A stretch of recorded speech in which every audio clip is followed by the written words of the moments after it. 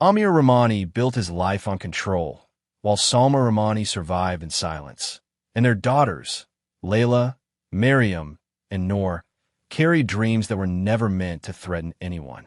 Yet in one quiet night, those names would become forever linked to a crime so calculated and so cold that even seasoned detectives struggled to hold back tears.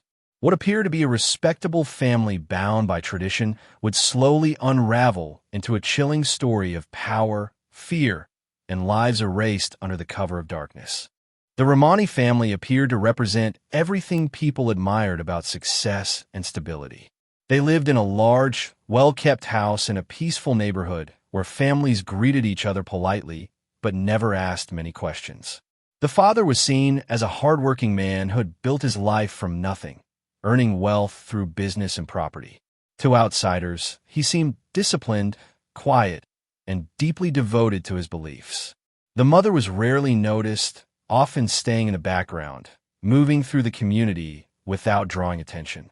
Their children were well-dressed, well-spoken, and seemed polite whenever they were seen in public. Neighbors believed the family lived by strong moral values. The daughters attended school regularly and appeared intelligent and ambitious. They smiled when spoken to, but those smiles never reached their eyes. There was a carefulness in the way they walked and spoke, as if every move was being watched. Still, no one questioned it. In many households, strict parenting was considered normal, even respectable. The family's privacy was seen as a sign of dignity rather than isolation. Inside the home, life followed rigid routines. Every day was structured, leaving little room for freedom or personal choice. Decisions were made for the children long before they could express their own wishes. Affection was limited and often replaced with rules and expectations. Mistakes were not treated as lessons, but as failures. Silence became a survival tool, and obedience became the safest path. The family moved often, never staying long enough to build close relationships. Each move erased traces of the past and reduced the chances of anyone noticing patterns. To the outside world, the Rahmani family remained a symbol of unity and control. No one imagined that beneath this carefully managed image, fear was growing quietly, preparing the ground for a tragedy that would shock even the most experienced investigators. As the years passed, the rules inside the Rahmani household became tighter and more demanding. What had once been simple expectations slowly turned into strict controls over every part of daily life. Clothing choices were limited to what was approved. School activities were carefully monitored. Friendships were questioned, then discouraged, and eventually cut off. The daughters learned to measure every step they took, knowing that even small actions could bring consequences. The house felt less like a home and more like a place where mistakes were constantly feared. The father's authority grew heavier with time. He believed control was the same as protection and saw independence as a direct threat to order. Any influence from the outside world was treated with suspicion. Modern ideas, different lifestyles, and personal freedom were viewed as dangerous forces that needed to be crushed before they spread. The daughters were expected to follow a future already decided for them, one that left no space for personal dreams or choices. Tension filled the air, even during quiet moments. Meals were silent, and laughter slowly disappeared. The mother remained distant, either unable or unwilling to soften the harsh environment. Her presence did little to shield the girls from growing pressure. Instead, her silence made the rules feel even more final. The daughters began to change, not openly, but in subtle ways. They became quieter, more withdrawn, and emotionally guarded. Small signs of resistance started to appear. A different hairstyle, a longer pause before following instructions, or an interest in life beyond the walls of the house. These moments were brief, but powerful. To the controlling eyes within the home, they were seen as signs of disobedience rather than natural growth. Each sign was met with stricter supervision, pushing the family further into isolation. What remained was a fragile balance held together by fear. Outside the home, small warning signs began to surface, though none of them seemed urgent enough on their own to cause alarm. At school, Teachers noticed the daughters growing quieter with each passing month. Their grades remained strong, but their energy faded. Once confident and curious, they now avoided attention and rarely participated unless required. Their behavior suggested stress, but without visible injuries or clear complaints, it was easy for concerns to be dismissed as teenage pressure or cultural differences. Classmates sensed something was wrong as well. The girls often appeared anxious, checking the time repeatedly and avoiding after-school activities. Invitations were politely declined, and social connections slowly disappeared. They carried the weight of responsibility far beyond their age, acting as if they were constantly being evaluated. Some students reported these changes, but the information was vague and lacked concrete proof of harm. Social services briefly became aware of the family after anonymous tips raised concerns about control and isolation. A routine check was conducted, but the home appeared orderly and calm. The parents presented themselves as cooperative and respectful. With no direct evidence of abuse, the case was quietly closed. What could not be measured was the fear hidden behind careful behavior and rehearsed routines. The family's frequent relocations added another layer of protection. Each move placed the daughters in a new school, a new system, and a new environment where no long-term patterns could be observed. Just as teachers began to notice something was wrong, the family would disappear again. This constant movement prevented any deep investigation and erased growing concerns before they could connect. Individually, the signs seemed minor. Together, they formed a troubling picture that no single person fully saw. The system relied on clear signals, and the danger remained hidden in silence. The night everything changed began in an unsettling calm. There were no public arguments, no raised alarms, and no signs that anything unusual was about to happen. The family left their home together under ordinary circumstances, carrying on as if it were just another routine outing. The neighborhood remained quiet, unaware that it would soon become connected to a horrifying discovery. Hours passed without concern, and the absence of the family went unnoticed until morning light revealed something far more disturbing than anyone could have imagined. The vehicle was found partially submerged in a narrow canal on the edge of town. At first glance, it appeared to be a tragic accident, the kind that happens when darkness, fatigue, and poor judgment collide. Water filled the interior, and the car rested at an angle that suggested it had rolled forward unexpectedly. Emergency responders arrived, believing they were dealing with a heartbreaking but simple case. That assumption did not last long. As the victims were recovered, the scene began to feel wrong. The position of the bodies suggested confusion and struggle rather than sudden impact. There were no skid marks consistent with a loss of control, and the surrounding ground showed no signs of panic or chaos.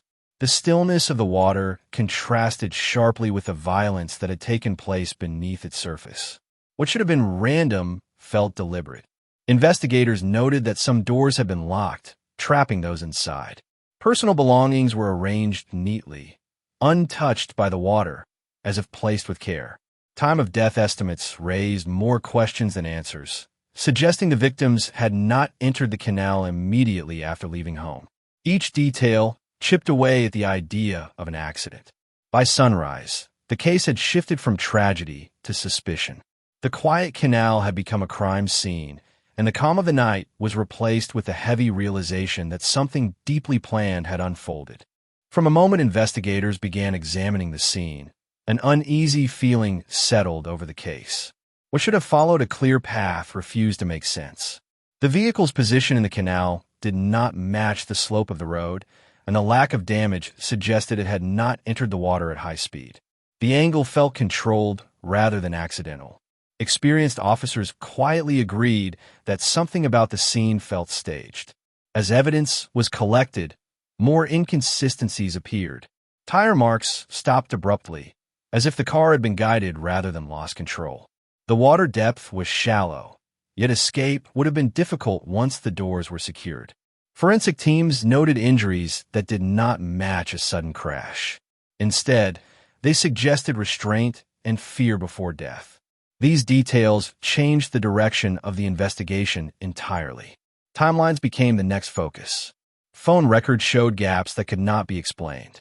Surveillance cameras along nearby roads captured partial movements that did not align with the family's reported route.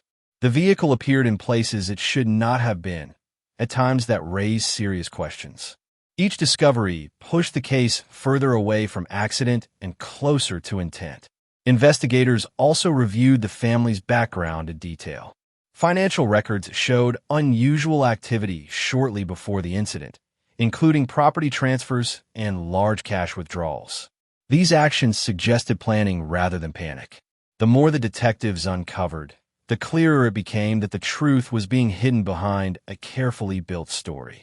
The emotional weight of the case began to take its toll. Officers were not only dealing with evidence, but with the knowledge that 4 lives had ended in fear. Long hours were spent rechecking details, knowing that one missed clue could allow the truth to slip away. By the end of the week, the case was no longer about how the deaths occurred. As investigators dug deeper, a disturbing pattern slowly came into focus. The family history revealed years of rigid control, disguised as tradition and discipline. Records showed repeated attempts to isolate the daughters from outside influence, including sudden school changes and frequent relocations. Each move appeared timed, often following moments when the girls began to show signs of independence. To detectives, this was not coincidence, but strategy. Digital evidence added another chilling layer. Internet searches recovered from shared devices revealed an obsession with control, reputation, and avoiding public shame. There were searches about secluded locations, water depths, and ways accidents could be mistaken for misfortune. Individually, these searches might have seemed harmless. Together, they painted a picture of planning that was impossible to ignore.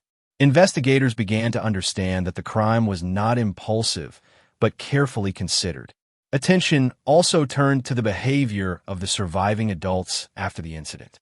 Their actions lacked urgency and emotional response expected after such a loss.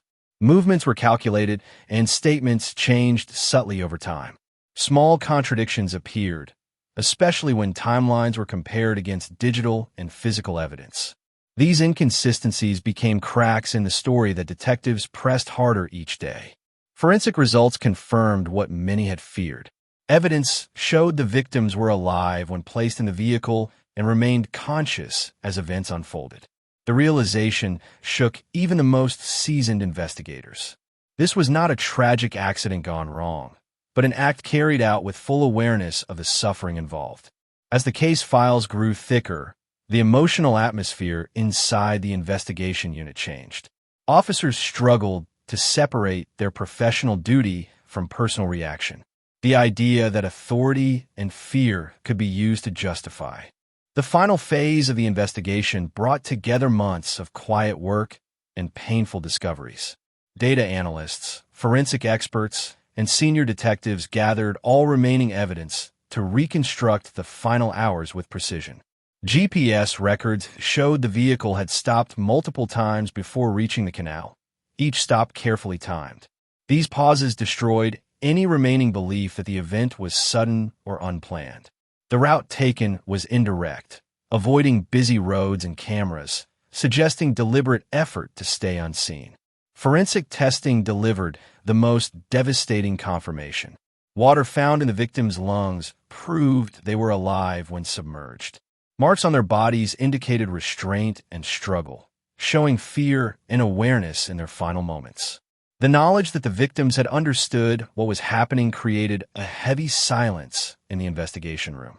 Several detectives later admitted this was the moment the case became personally unbearable. More evidence followed. Cell phone activity placed the surviving adults at locations that directly contradicted their earlier accounts. Vehicle data revealed doors had been locked manually, not by impact. Financial documents showed preparations made days in advance, including canceled plans and secured assets. These were not the actions of people expecting a normal future. They were steps taken before an irreversible decision. As the full timeline was assembled, the motive became painfully clear: control, reputation, and fear of perceived dishonor had outweighed human life. The victims were treated as problems to be removed rather than individuals to be protected. This realization broke through the emotional barriers investigators often rely on to cope with violent cases. When the evidence was presented in full, there was no room left for doubt. The case was no longer just about solving a crime, but about acknowledging a level of calculated cruelty that few could comprehend. The case eventually reached its end in court, but the feeling of closure never fully arrived. Convictions were secured, and the truth was placed on record, yet the weight of what had happened lingered long after the final verdict. For lives had been lost, not to chance or chaos, but to a belief system that valued control over compassion. The justice system did what it could, but it could not restore what had been taken or erase the fear those victims endured. The community struggled to understand how such violence had remained hidden for so long. Neighbors replayed memories, searching for moments they might have missed or questions they never asked. Schools reviewed their procedures, wondering if earlier action could have changed the outcome. The case exposed how easily silence can protect cruelty when fear and control are mistaken for discipline. It forced many to confront uncomfortable truths about how abuse can exist without visible scars. For investigators, the emotional impact did not fade quickly. Many carried the images and evidence with them long after the case files were closed.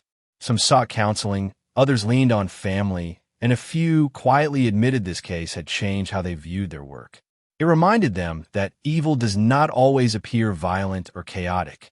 Sometimes it hides behind order, routine, and respectability. The story became a warning shared in training rooms and classrooms. It highlighted the dangers of ignoring patterns, excusing control, and dismissing quiet distress. The victims were remembered not only for how they died, but for what their lives revealed about unchecked power within families. In the end, this tragedy left behind more than grief. It left a responsibility to listen more closely, to question more carefully, and to understand that protecting honor or image should never come at the cost of human life. The silence that once hid the truth was finally broken, but at a price that could never